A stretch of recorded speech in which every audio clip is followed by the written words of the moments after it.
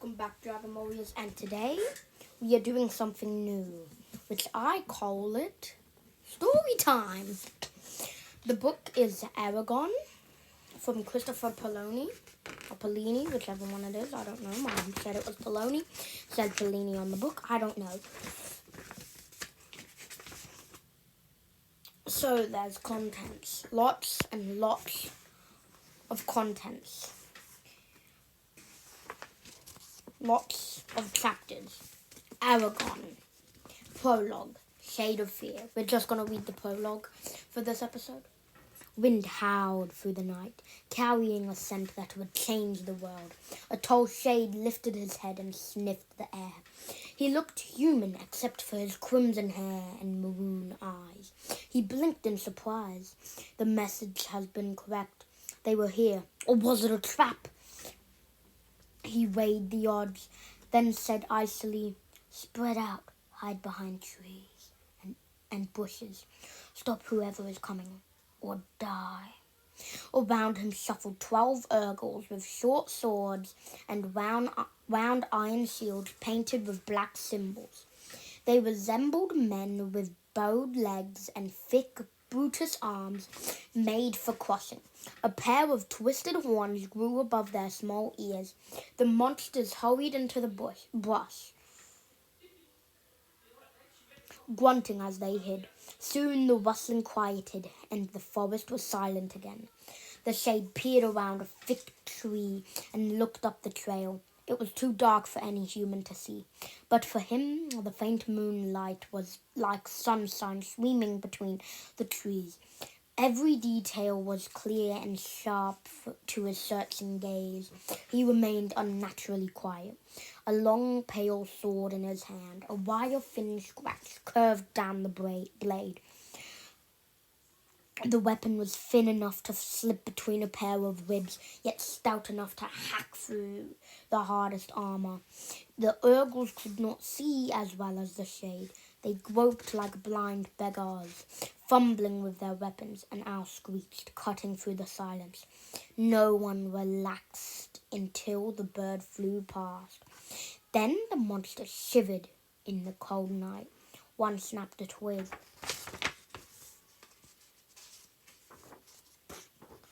With his heavy boot, the shade hissed in anger, and the Urgle shrank back, motionless. He suppressed his distaste.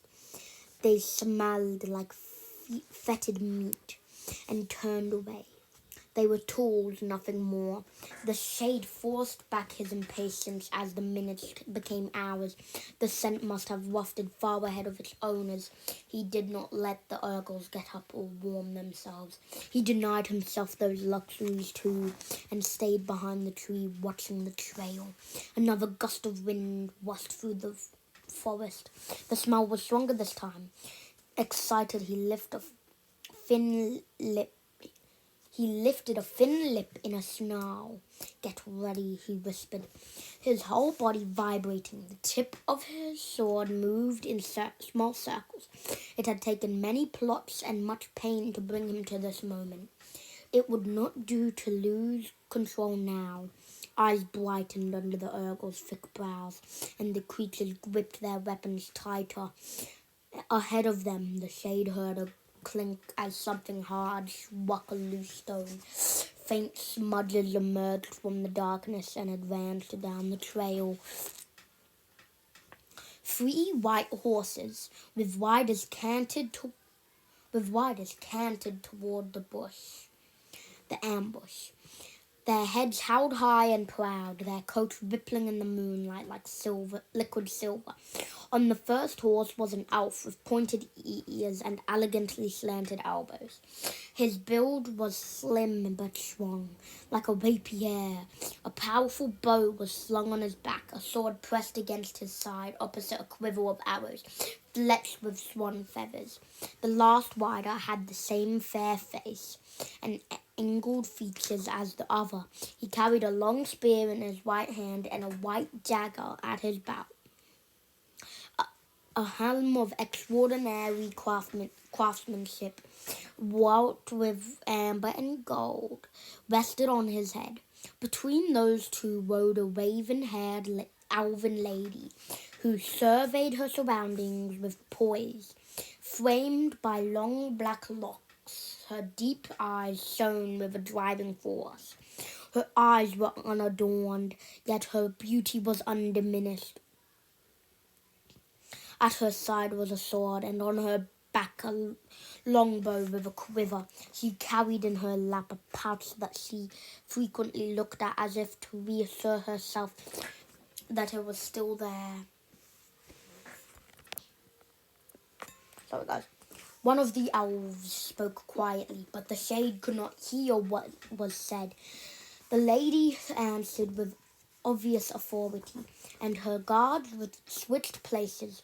The one wearing the helm took the lead, shifting his spear to a readier grip. They passed the shade's hiding place and the first few Urgles without suspicion, changed direction and swept towards the owl. The shade was already savoring his victory when the wind changed direction and swept towards the owls. Heavy with the Urgle stench, the horses snorted with alarm and tossed their heads. The riders stiffened, eyes flashing from side to side, then wheeled their mounts around and galloped away. The lady's horse surged forward, leaving her guards far behind. Forsaking their hiding, the Urgle stood and released a stream of black arrows. The shade jumped out from behind the tree, raised his right hand and shouted, "Godzilla! Godzilla!" A red bolt flashed from his palm toward the elven lady, illuminating the trees with a bloody light.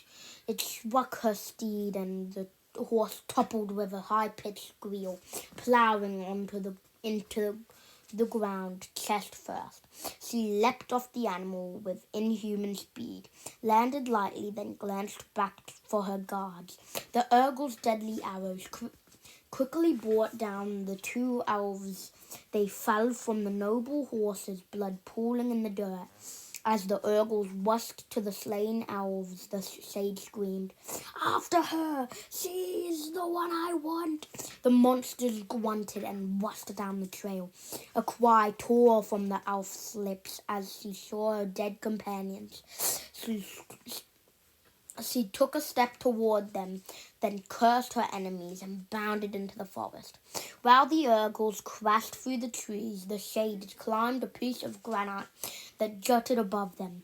From his perch he could see all of the surrounding forest. He raised his hand and uttered, "Iltalri Botk," and a quarter-mile section of the forest exploded into flames.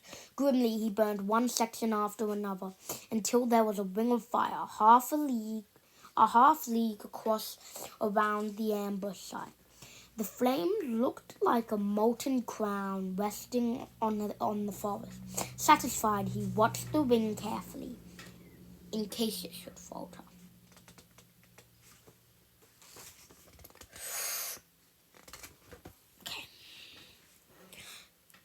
The band of fire thickened, contracting the area the Urgles had to search. Suddenly the shade heard shouts and a coarse scream through the trees. He saw 3 of his charges fall in a pile, mortally wounded. He caught a glimpse of the elf running from the remaining Urgles. She fled toward the craggy piece of granite at a tremendous speed. The shade examined about the ground 20 feet below, then jumped and landed nimbly in front of her.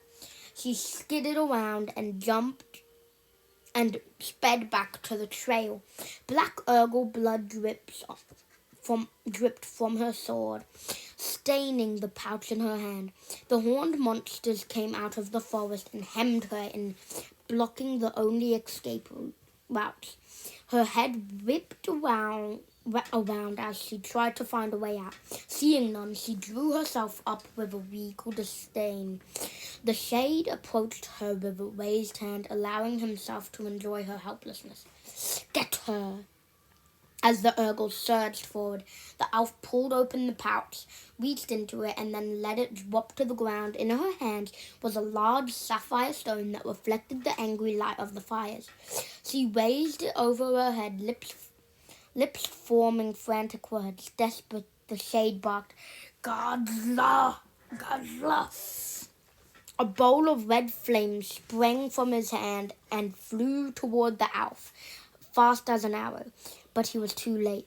A flash of emerald light briefly illuminated the forest, and the stone vanished. Then the red fire smote her, and she collapsed. The shade howled in rage and stalked forward, flinging his sword at a tree. It passed halfway through the trunk where it stuck. Quivering, he shot 9 bolts of energy from his palm, which killed the Urgles instantly. Then whipped his sword free and strode to the elf.